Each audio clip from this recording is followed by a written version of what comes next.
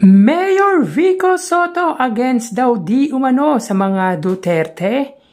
Yan ang pag-uusapan natin patungkol sa kinabibiliban, hinahangaan at pinakamahusay na punong lungsod sa bansa ngayong araw po.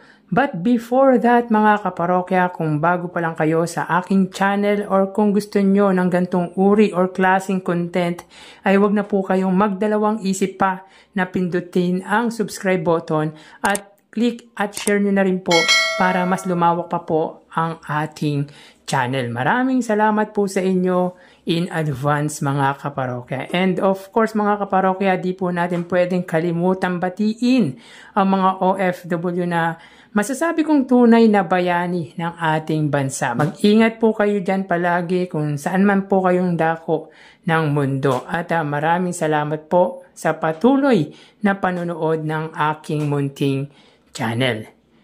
Grabe, may nakita po tayong screenshot na tila sinasabi nito ay anti-Duterte daw di umano ang butihing Mayor Vico Soto. Balik comment ito from Richard Poon post dahil nireplyan ito ni Richard Poon. Sabi ni Alexander Jason Manaligod, "Be careful what you wish for. Anti-Duterte si Vico." Well, legit naman po ang account nito mga kaparokya, kaya okay lang siguro pag-usapan yung sinabi nito.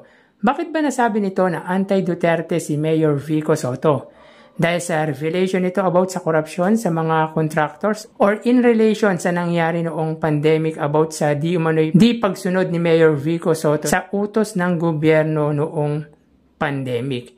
Kasi di ko makita ang dahilan kung bakit sinasabi nito na anti-Duterte si Mayor Vico Soto dahil napaka-transparent ni Mayor Vico kahit nung mga nagdaang eleksyon 2022 and 2025 national election. Wala siyang kinumpanya. Even his uncle Tito Soto na tumakbong vice president back then, hindi niya itinaas ang kamay. Siguro connected lang yung conclusion ko sa sinabi nito. Baka kasi masyadong vocal ngayon si Mayor Vico Soto because of the contractors na nakalaban ni Mayor Vico Soto sa Pasig na si Sara Diskaya. Actually, hindi naman nangingialam si Mayor Vico Soto sa nasyonal na usapin. Focus lang siya sa panunungkulan at pamamahala sa Pasig. But as a city mayor of Pasig, I think he needs to protect his people in Pasig, yung mga constituent nito, dahil grabe ang korupsyon na ginawa ng kalaban nito, di lang sa Pasig, kundi pati na din sa buong bansa. Maraming nahihirapang mga Pilipino dahil sa flood control anomaly na ginawa po ng kalaban ni Mayor Vico Soto. But let's focus sa Pasig mga kaparokya dahil ang mga Diskaya ay may pinatayong building, kundi kulang sa permit ay wala po talagang permit. At ang utang sa business tax sa Pasig ay milyon, which is sabi nga ni Mayor Vico Soto ay pwede na daw makapagpatayo ng 2 building nang hindi nagagalaw ang kaban ng lungsod. So meaning malaki ang utang ng mga Diskaya, ang kumpanya nito sa lungsod po ng Pasig. Kaya siya masyadong vocal sa nangyayari ngayon dahil para maprotektahan ang mga constituent nito sa lungsod ng Pasig. Dahil kung hindi niya iingatan ang mga ito sa mga Diskaya, baka bumalik lang ang kalakaran na pinaghirapan niyang linisin. May tendency po kasi mga kaparokya na tumakbo po ulit ang mga Diskaya sa next election. Kaya ngayon pa lang ay parang pinapabatid nito ang mga anomalyang ginawa ng nakatunggali niya nitong nagdaang eleksyon. Kaya para sa akin, hindi siya makapinklawan, hindi siya dilawan, hindi siya Marcos or even Duterte.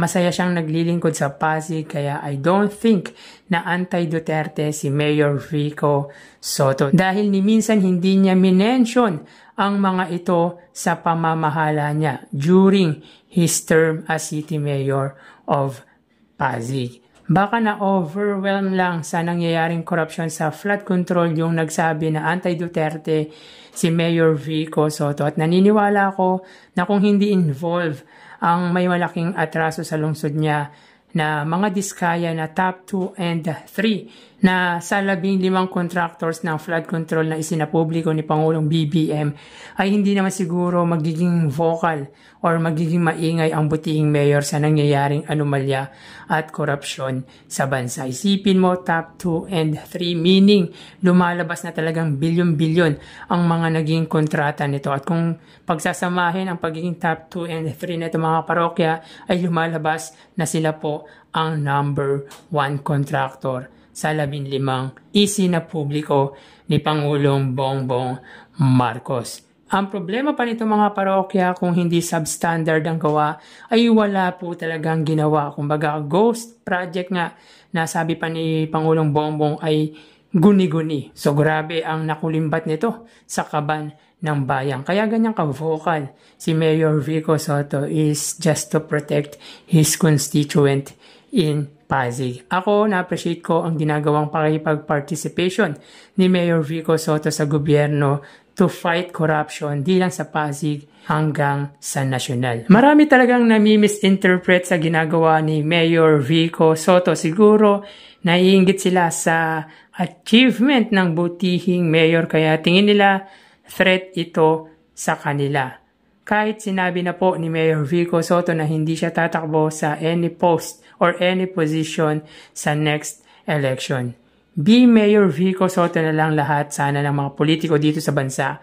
Baka sakaling gumanda pa ang buhay nating mga Pilipino.